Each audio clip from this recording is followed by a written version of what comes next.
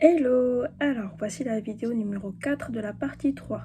Le thème, ça va être les huiles pour la pousse. Donc, on va avoir en fait plein d'huiles qui vont aider à la pousse. Alors, pourquoi une huile va aider à la pousse? Parce qu'elle va avoir une action en fait sur plusieurs plans. Donc, d'une part, elle va aider à stimuler la circulation sanguine. Donc ça, c'est peut-être quelque chose que vous avez beaucoup entendu. Stimuler la circulation sanguine, ça fait qu'il y a plus de sang qui est apporté au bulbe, donc plus de nutriments. Donc ça va activer et faire croître la croissance des cheveux. Et aussi, ça va permettre de garder le bulbe en bonne santé et donc de réduire la chute des cheveux. Alors, ça va du coup stimuler la circulation sanguine, mais en plus de stimuler la circulation sanguine, ça va apporter au bulbe les nutriments essentiels pour fabriquer des cheveux.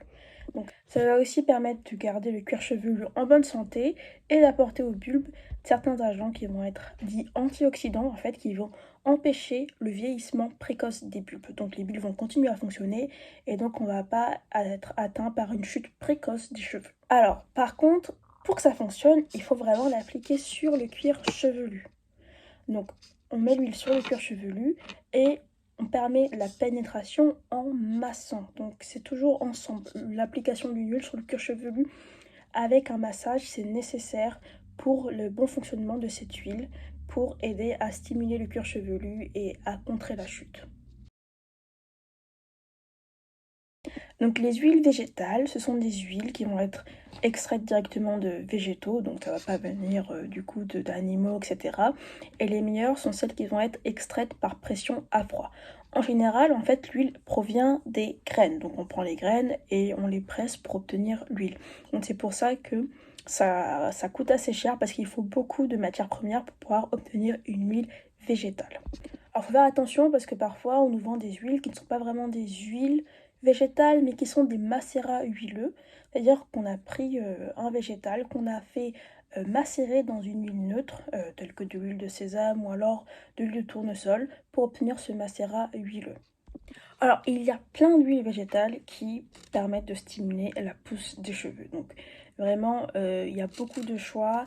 Donc, choisissez une huile végétale qui va vous aider à stimuler votre cuir chevelu, mais aussi qui va vous aider à régler d'autres problèmes. Par exemple, si vous avez des problèmes de pellicule, alors ce qui est pas mal, ça va être la nigelle, ça va être le nîmes, ça va être la moutarde, tout ça, ça peut aider contre les pellicules. Si vous avez des cheveux qui sont fins, dévitalisés, donc l'huile de roquette, l'huile de moringa, l'huile de cartame aussi est très intéressante pour fortifier les bulbes et les cheveux, en plus de favoriser la pousse et contrer la chute des cheveux. Il y a aussi l'huile de fenugrec, donc l'huile de fenugrec, elle est vraiment intéressante parce que en fait, elle va pas vraiment stimuler la circulation sanguine, mais elle va agir comme le cycle normal du corps, c'est-à-dire en apportant des phytoestrogènes. Et comme vous vous rappelez, ce sont les estrogènes, donc les hormones femelles, qui dictent le cycle de pousse des cheveux. Donc c'est pour ça que l'huile de fenugrec est très intéressante pour contrer la chute et faire pousser ses cheveux. Il y a aussi l'huile de ricin, voilà, donc celle-là il faut faire attention et toujours l'utiliser diluée parce qu'elle est très toxique si vous l'utilisez trop.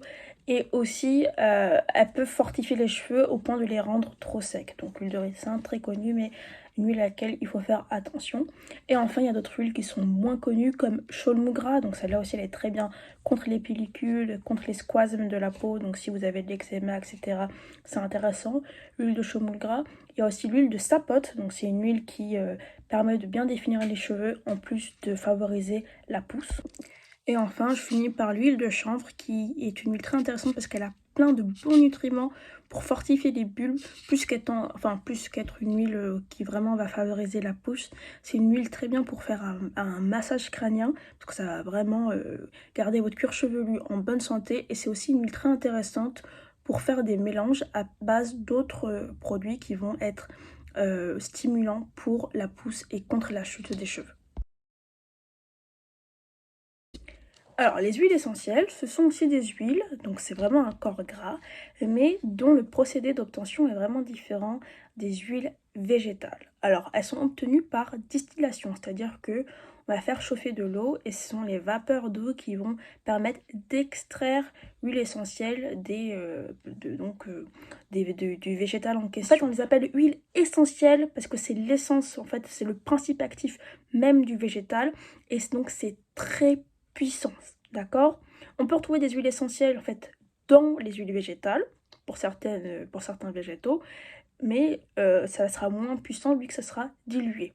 Mais lorsqu'on achète un flacon d'huile essentielle, c'est vraiment le principe actif seul qui sera très puissant et très dilué.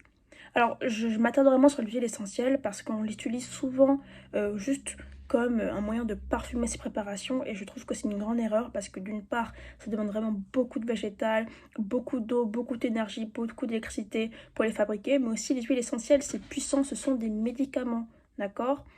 Donc ça va avoir un impact sur votre corps. C'est pour ça que c'est interdit pour les femmes enceintes et allaitantes et les enfants.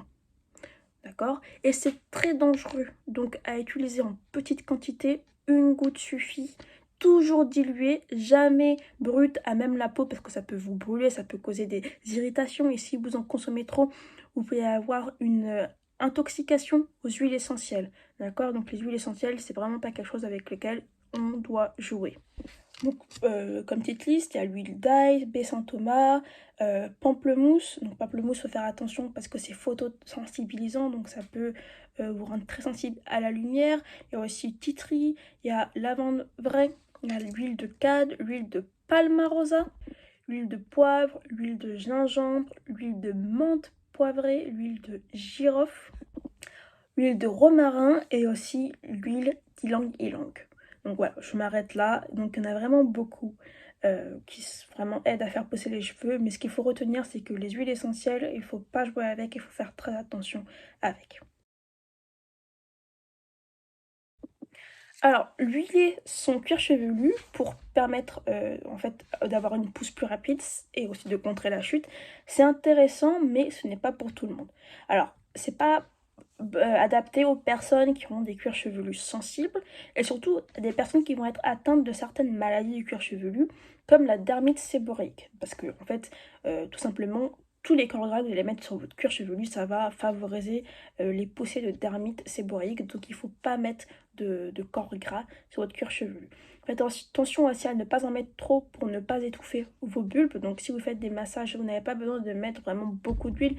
Quelques gouttes suffisent et vous allez vraiment permettre à cette huile de pénétrer grâce au massage et de favoriser la circulation en plus grâce au massage. Donc pas besoin de mettre trop d'huile sur votre cuir chevelu. Et pour les gens qui sont vraiment pas... alors pour les personnes qui ne peuvent pas mettre d'huile, il y a d'autres moyens de favoriser la pousse. Et ça, on va voir ça la semaine prochaine.